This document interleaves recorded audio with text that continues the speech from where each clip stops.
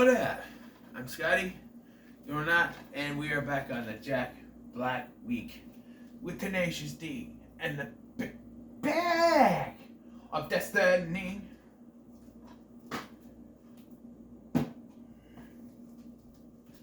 So we're gonna take a little stroll down memory lane here, Scotty's past. So I didn't know, who Tenacious D was at the time that this came out. I knew that I've heard of Tenacious D, but I didn't know it was Jack Black. And at that point, some other guy who I had seen in some of his films. But now, knowing the truth, they were bandmates and stuff, so. And of course, when this came out, I was like, okay, I like Jack Black, right? I bought the CD from Kmart. That's how long ago it was, 2006, man. Year I graduated high school. I was 19. And I bought the soundtrack from Kmart.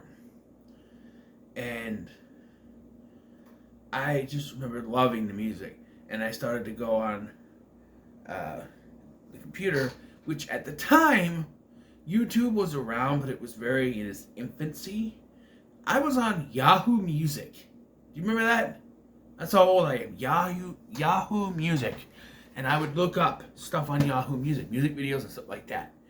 And I listened to Tribute, and I listened to Wonder Boy, and Lee, Lee, Lee, Lee, Lee, Lee, Lee, Lee, Lee, Lee. I'm talking fucking Lee. Which, yeah, I got into them, right? Fantastic. But yeah, Yahoo Music. The weird thing was, Yahoo Music had the video for Pick of Destiny, the song. But it was edited. And it wasn't just bleeped out like they did with Eminem videos. No. They had,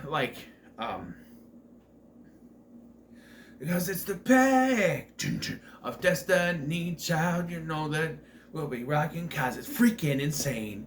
Or one time it was freaking, the other time it was flipping, and I'm like, okay. And then, I found it, they had an explicit version on it too, I think. Or maybe it wasn't until I watched I got the CD. And I was like, whoa, what is that? F-bombs on this thing. It said parental guidance, so the movie's rated R. But I just remember, I was all up in this movie. And I was upset to find out it bombed. This movie bombed. I love this movie, man. I do have some, watching it back as you would, especially now that I'm reviewing movies on the YouTubes. I do have some little things, but,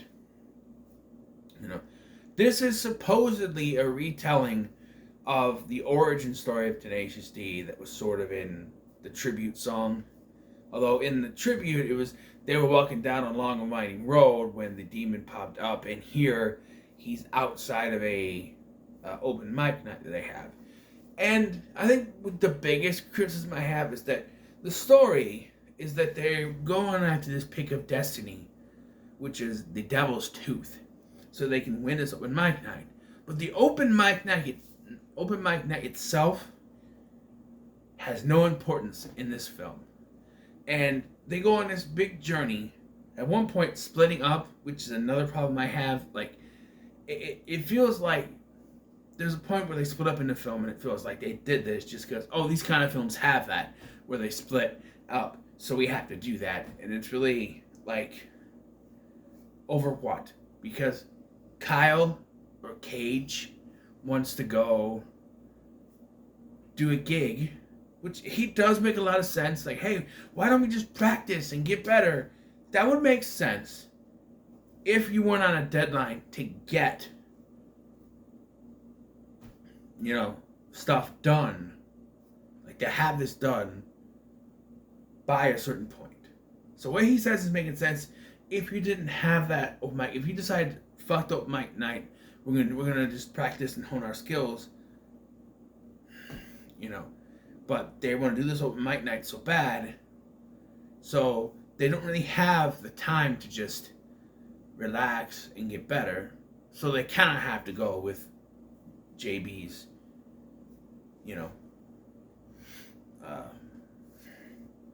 route. But he doesn't. He goes, tits, and goes with the girls, and then we get this. It's probably one of the worst parts of the movie, though, when he's there and he's like, "Oh, it was a song called History Tenacious D, which we heard earlier," but he only playing his parts, which is supposed to be funny.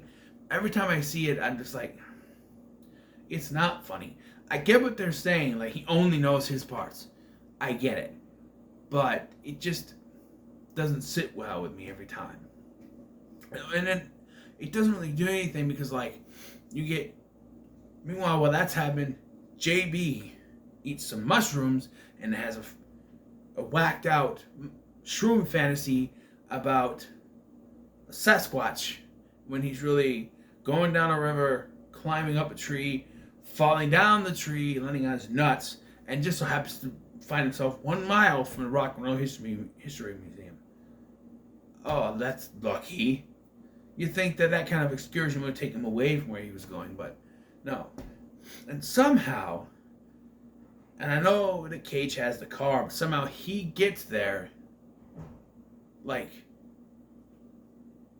he's there, he's singing through the air vents, we get this song, which there's like 3 songs in a row here. You get Dude, I Totally Miss You, goes into the Sasquatch, no, you get Sasquatch song that goes into Dude, I Totally Miss You, and then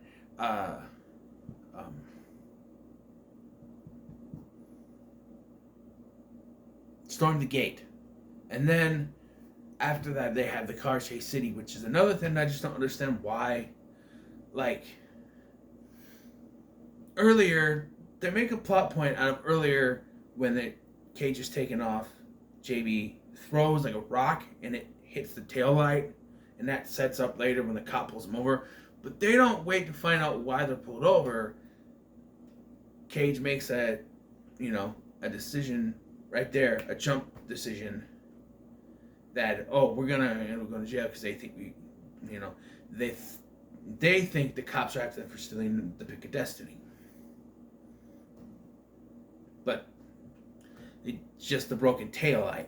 But now we have all this car chase stuff, and then nothing comes from it because they make it to their open mic night, and then later afterwards they're just at their apartment. Also, during the Dude, I Totally Miss You, there are a bunch of scenes that we see that couldn't have happened because they've only been together for 2 days, for a couple days, and it makes no sense. Like, he comes in with like the bag of weed and then a bigger bag of weed, and then they like playing around and messing around and stuff, and it's like, no, because if he's given a bag of weed, he would still have his wig on, and it doesn't make any sense. It's never, from all we know, it's only been a couple days they've been together. So all this stuff that we didn't see, it just makes no sense that we're seeing flashbacks of stuff we didn't see, and it doesn't make any sense that it would have happened in a short time that they've been going on, because from all we know is what had happened is that they met each other, they went to Cage's place, they started, maybe it was in between the lessons and stuff, but we didn't see it. Maybe it was filmed and they said, I'll just do a montage, because none of the stuff that we see was any of the stuff from earlier in the film, so I know. But yeah, this movie starts with a song called Kickapoo, which is where he's from, I guess. Like I said, this is a sort of retelling and retconning of the tribute song, where they it's their origin story. Their names are JB and KG, which Kyle Gass is the only one who says his real name in the film, although it's implied JB means Jack Black. But I think there's one point that he calls him Jack, but that's about it.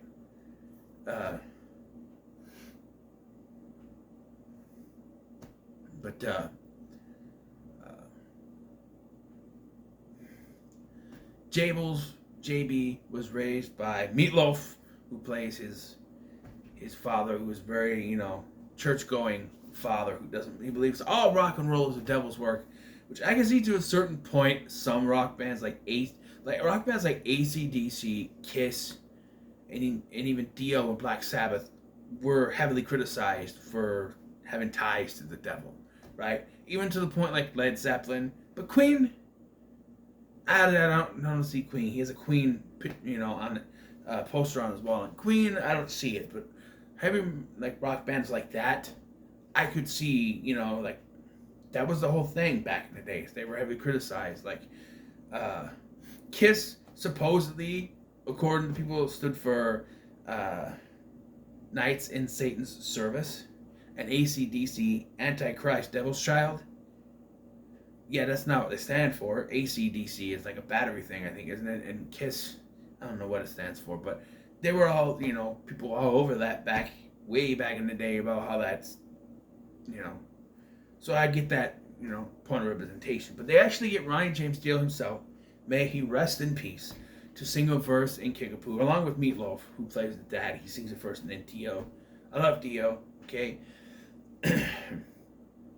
I was raised on classic rock. And then in my later life, I started getting into more of the stuff like Dio. Like, like, I had AC/DC shirt when I was like 16.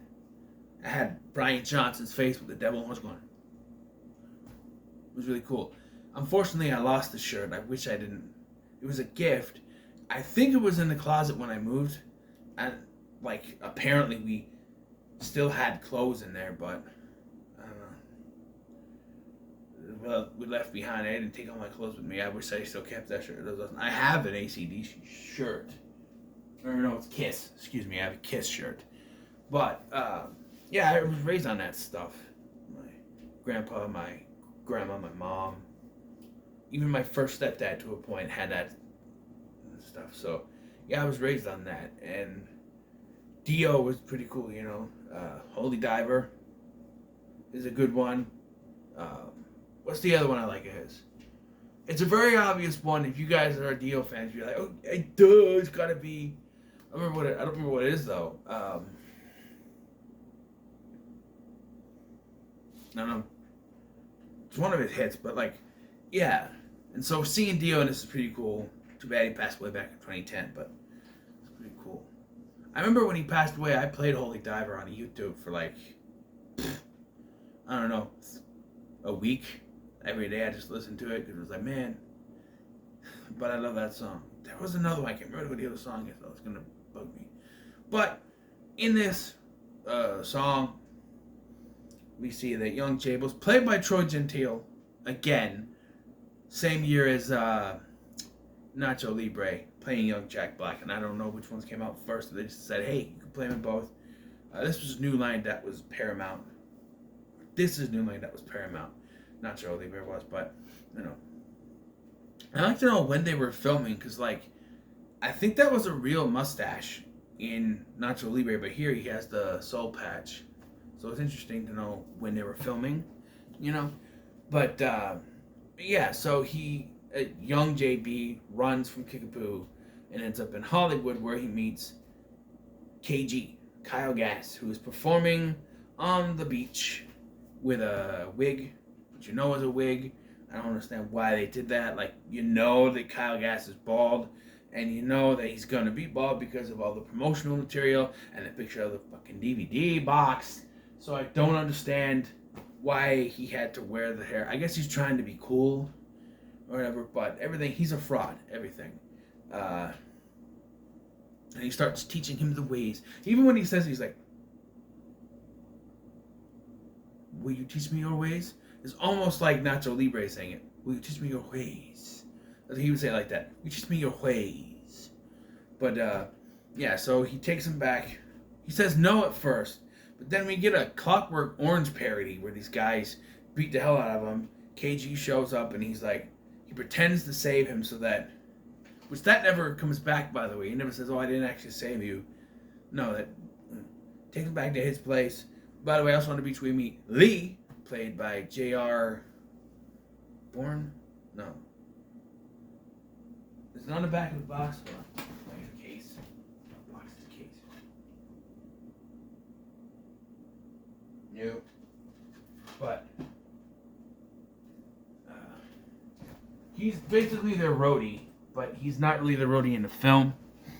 But I've seen the HBO TV series. I actually have the Complete Masterworks DVD set somewhere around here.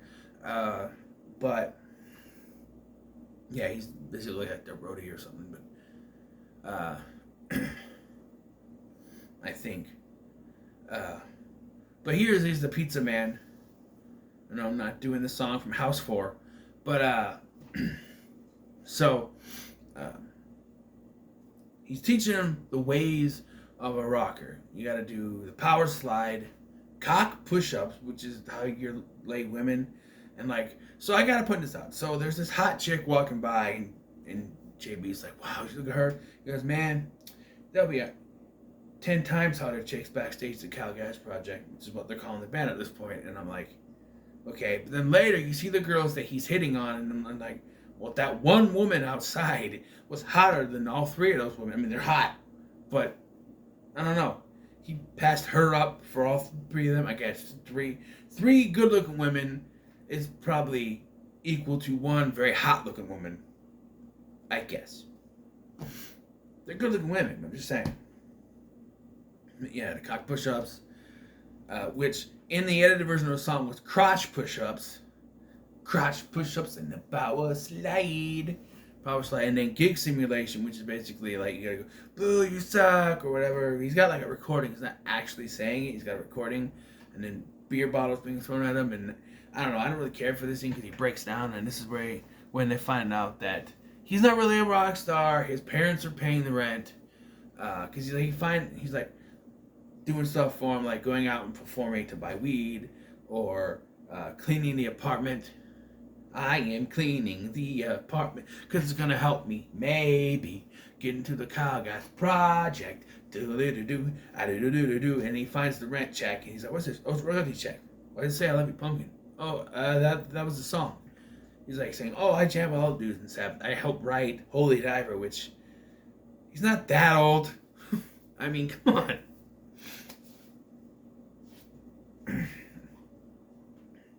You say, "Oh, well, he's bald," but they actually established when the wig comes off that he's been bald since he was a kid, which is like Jason Alexander disease or whatever, the premature baldness.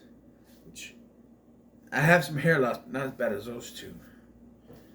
Though if I did kind of do that, I could be Cage. I'm fat, sort of thing. But yeah, I don't want to be Jack Black though. Just saying. Check it out. I don't know what that was.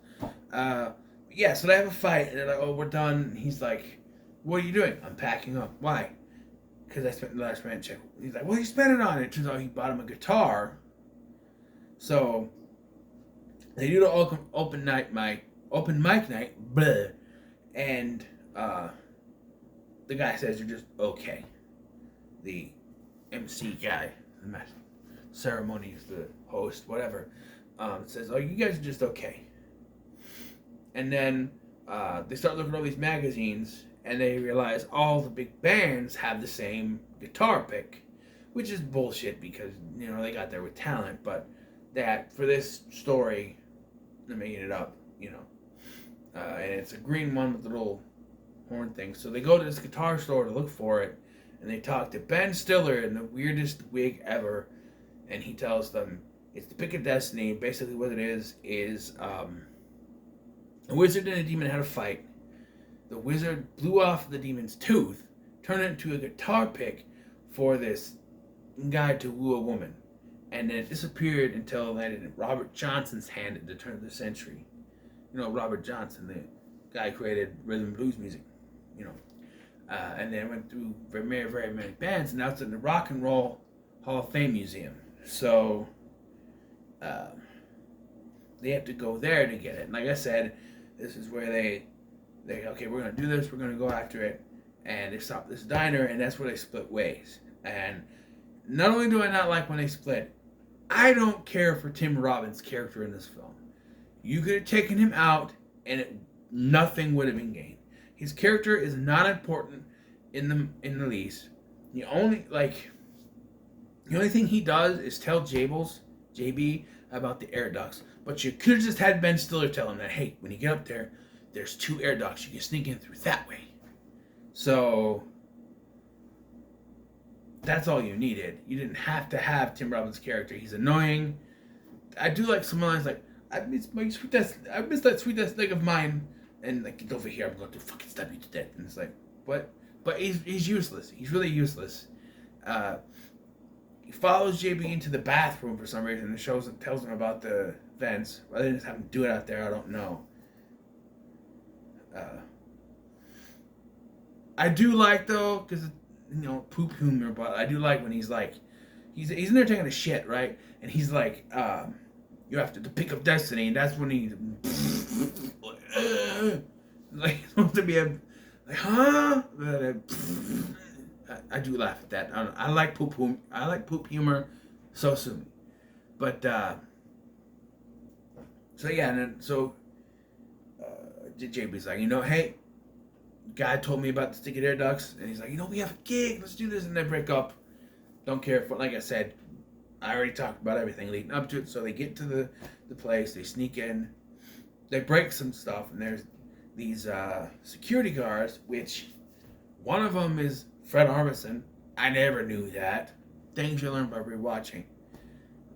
And then they get the pick after some help. And you had to bring the cock push-ups back in here for something. So they go through, he does the latest, and there's this weird song playing. I don't know, it's not on the soundtrack, but he gets there and he's like, I can't get it. There's a button, I can't reach it. The cock. Use the cock. So he's able to somehow make his schlongy-dingy-dong pop out of his pants. How does he unzip the pants? I don't know. It just happens. And it pushes the button. I doubt it's really that big, but I'm not gonna talk. I'm here to talk about Jack Black Schlingy-Ding-Dong, okay? And it hits the button, and then they grab the pick, and then destroy some stuff, and make their way out. They then have an encounter with Tim Robbins' character, the weird man, which is going to fucking stab you to death, and he's like, okay, stay where you are, I'm going to stab you. And he starts to go toward him, but he's slow. And so they run away. The cops show up and arrest him. He's like, catch me if you can. And he's slow, so they catch him. And it's like, it's not funny. It's just not funny. But, yeah, so, then I already said this. They're driving back. They, broken tail light. They have a car chase, and they somehow end up, they think they're dead, that's right, because the thing explodes, but they go underneath the sewer tunnel and somehow arrive right in front of the open mic night. They get there, tell the guy, hey, we're ready to go, and then they start arguing over who's going to use the pick, because the power of it is strong, and it breaks, and it falls down, and the guy's like, dudes, you'll be able to do this just fine, just, believe in yourself wherever you go. They go in, and I'm like, okay. Like, you think this is like, okay, so what was the whole point of them getting this? And then you find out, like, it's even more dumber than anything. Like, what's the whole point of them getting this pick if it's just going to break? And then you find out this open mic night's not even important. Because the guy picks it up, it reforms, goes into his mouth, and he is, for some reason, the devil, Satan. Why? I don't know. I feel like this doesn't make any sense. Especially if if this is supposed to be the origin story told to us in tribute, because at the end they do this song, and then when they do this song with the devil or whatever, when they get back to that was like the greatest song in the world. Do you remember how it went? Which is the whole point of tribute, is that they can't remember the greatest song in the world that they did. And that's the whole thing, is they're trying to record so they don't forget, what it is and don't lose the thing. But they had the greatest song in the world and they can't remember it. That's the whole point of tribute. But here, it's like, this is not what was in that song, though. If they were doing it right, after the pick broke, they would get up and start walking back because their car exploded. So they start walking back to the middle of the road. The pick, because the pick's broken, it summons the devil. You could do that. Like, you can even do a little retcon and say, the broke the tooth, the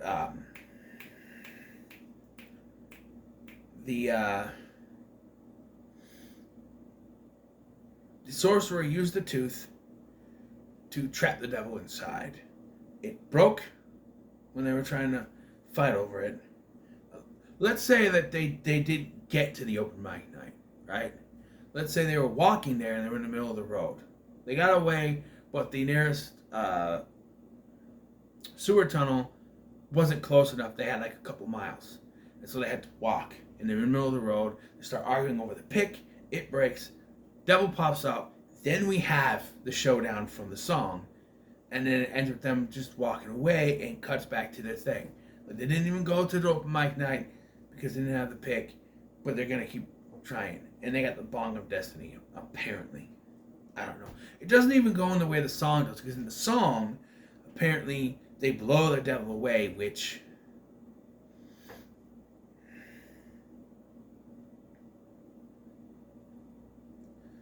because the beast was stunned or whatever, but you could say that was embellishing what happened, what actually happened, and that this is more realistic. But like the MC guy turns into the devil, which is like,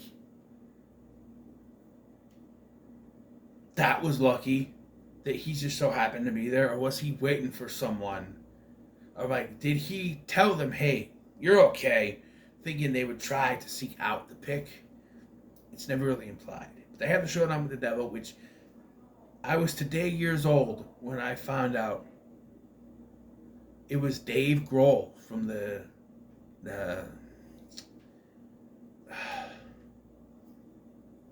what is it? They have the DVD with the you're probably yelling at me right now, you idiot.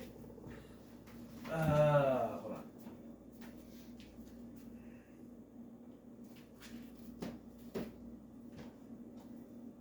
Foo Fighters. Can't remember the name. I'll put it back when I'm done. Dave Grohl is the devil in this. I had no idea. Until I looked it up on Wikipedia. I'm like, that's Dave Grohl? If you listen to I'm like, I was to him like, yeah, that's Dave Grohl. That's Dave Grohl. I don't know how I didn't catch it before. I'm not a big Foo Fighters fan, but I like their music. Learn How to Fly or Time for Me. I don't know, something like that. I don't know. But yeah, and in this version they lose. He's like, oh, you get Cage to be your little love slave, whatever. He's like, come on, Cage, you're coming with me. But he's like, he's my lightning, and we deflect it, and it breaks off his horn, and then through the once you came, you shall remain until you are complete again, like the sorcerer did. But they're not sorcerers, so I don't know how that worked, but it worked. And then you see later they're using it as the bong of destiny. Okay. But, yeah. And it goes into the Pick of Destiny as the credit song. So is that the song that they wrote with that? Maybe. Who knows? But like I said, I love this film. And so I have to say, when it comes to Tenacious D and the Pick of Destiny, it's pretty good. So, 5 movies down, 2 to go. Itch my nose. I'm going to cruise. I'm going to try to record all 3 reviews today. We'll see how well that goes. But what are your thoughts on Tenacious D and Pick Your Destiny? Let me know in the comments below. Make sure to like, share, and subscribe. Thank you for watching. I've been Scotty, and I'll see you in the next one.